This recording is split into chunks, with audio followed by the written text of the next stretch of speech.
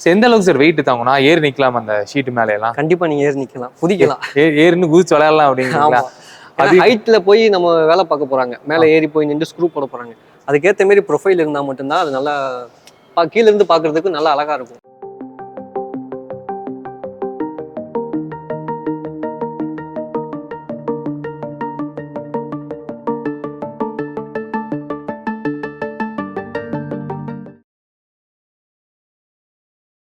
Hello everyone, welcome to ஜியோமெட்ரிக்ஸ். நான் உங்க ஷரத். இன்னைக்கு நம்ம கூட யார் இணைஞ்சிருக்காங்க அப்படின்னா roofing sheet in-charge mister Nagendran sir தான் இருக்காரு. நாகேந்திரன் சார், சார் நல்லா இருக்கீங்களா? நல்லா இருக்கேன் சார், நீங்க எப்படி இருக்கீங்க? நல்லா இருக்கு சார்.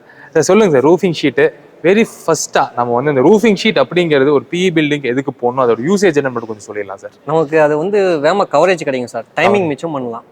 Okay sir. மற்ற இடத்துல இப்போ நம்ம காங்கிரீட் வச்சு கட்டினோம்னா டைம் எடுக்கும், ஷீட்டை வச்சு போட்டோம்னா நம்மளுக்கு டக்கு டக்குன்னு முடிச்சிடலாம். ஒரு நாளைக்கே ஒரு ரோவை முடிச்சுட்டு போயிடலாம். ஒரு டைமிங் மிச்சம் இருக்கும். கவரிங் பர்பஸ்க்கு வேண்டி இந்த ரூஃப் ஷீட் அப்படிங்கிறது போடுறோம். இந்த ரூஃப் ஷீட் அப்படிங்கிறது எவ்வளோ டியூரபிளா இருக்கும் சார்? எவ்வளோ நாளைக்கு தாங்கும் சார்? நார்மலாக பார்த்தீங்கன்னா 10 to 15 வருஷம் கேரண்டியாக தாங்கும். நம்ம அதை மெயின்டைன் பண்ணோம்னா இன்னும் கூட கூடுதலாக கொண்டு போகலாம். 30 வருஷம் 35 வருஷம் வரைக்கும் ரூஃபிங் ஷீட் அப்படிங்கிறது இருக்கும்.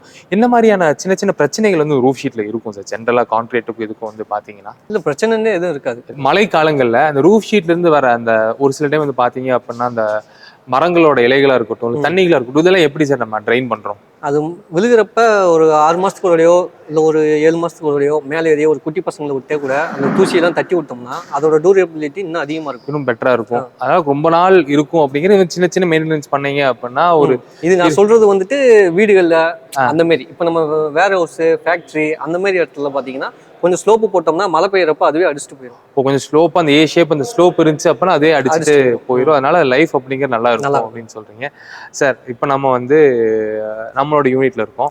நம்ம யூனிட்ல இந்த பார்ட் எதுக்குங்க சார்? இது எதுக்குங்க சார்?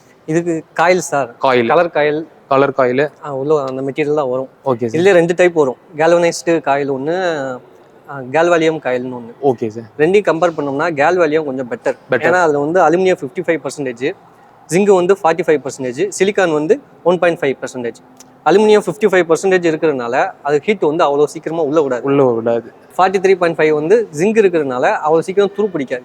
ஏற்கனவே சொல்லியிருந்தோம்ல 15 to 20 இயர்ஸ் கேரண்டி இருக்கு. நம்ம கொஞ்சம் மெயின்டைன் பண்ணோம்னா இன்னும் கூட 30 வருஷம் 25 வருஷம் நம்மளால எக்ஸ்பிளைன் பண்ண முடியும். அதாவது கொஞ்சம் டியூரபிலிட்டி ஆகணும் அப்படின்னா நம்ம கொஞ்சம் மெயின்டெனன்ஸும் நம்மளோட ரா மெட்டீரியல் பர்ஃபெக்டா இருக்கு அப்படிங்கிறதுனால இருக்கு. சார் இந்த ரூஃப் ஷீட்ல வந்து பாத்தீங்க அப்படின்னா நிறைய பிராண்ட்ஸ் இருக்குங்க சார். நம்ம என்னெல்லாம் பிராண்ட் சார் பண்ணிட்டு இருக்கோம் நம்மளோட ஜியோமெட்ரிக்ஸ் ரூஃபிங் ஷீட்ல? நம்ம வந்து குவாலிட்டிக்கு தான் மெயின் பர்பஸ். Okay sir. இந்தியாவை பொறுத்த வரைக்கும் JSW, டாடா இது வந்து டாப் பிராண்ட். அது வந்து நம்ம ஜியோமெட்ரிக் வந்து கிட்டத்தட்ட 19 வருஷம் ரன் ஆகிட்டு இருக்கு. நல்ல ஒரு எக்ஸ்பீரியன்ஸ் உள்ள ஒரு கம்பெனி தான். உங்களுக்கு நல்லாவே தெரியும் எந்த பிராண்ட் வந்து குவாலிட்டியான பிராண்டுன்னு. அதை பற்றி நம்ம எக்ஸ்பீரியன்ஸில் கேதர் பண்ணதில் JSW, டாடா இது ரெண்டுமே பெஸ்ட்.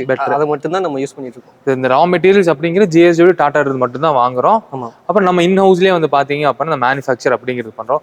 எவ்வளோ திக்னஸ் இந்த ஷீட்ஸ் எல்லாம் இருக்கும்? ஷீட் வந்து வேரியஸ் திக்னஸ் இருக்கு. ஓகே. நமக்கு வந்து 0.47, 0.50 இது வந்து மூவபிள், நல்ல ஒரு குவாலிட்டியாகவும் இருக்கும். ப்ரைஸ் வந்து பாத்தீங்கன்னா கொஞ்சம் அஃபோர்டபிலிட்டியாகவும் இருக்கும். காசு போட்டு ஒரு இடத்த ஸ்ட்ரக்சர் ஏற்றுறோம், ரொம்ப நாள் இருக்கிறதுக்கு தான் நம்ம ப்ரியாரிட்டி கொடுக்கணும். அப்படின்றப்போ 0.47, 0.50 பெஸ்ட். நாகேந்திரன் சார், நம்ம இதுல லீக் ப்ரூஃப் ஏதாச்சும் இருக்கா? 100% லீக் ப்ரூஃப் ஏதாச்சும் பண்ண முடியுமா சார்? Pvt Ltd டேப் வச்சு யூஸ் பண்ணி நம்ம லேப்பிங் போட்டோம்னா லீக்கேஜ் வந்து 100% வந்து நம்ம ஸ்டாப் பண்ணிடலாம். 100% லீக்கேஜுக்கு வந்து இந்த Pvt Ltd டேப் அப்படிங்க யூஸ் பண்ணலாம். எந்த அளவுக்கு சார் வெயிட் தாங்கணும்? ஏறி நிக்கலாம் அந்த ஷீட் மேல எல்லாம்? கண்டிப்பா நீங்க ஏறி நிக்கலாம், குதிக்கலாம். ஏறின்னு குதிச்சு விளையாடலாம் அப்படிங்களா?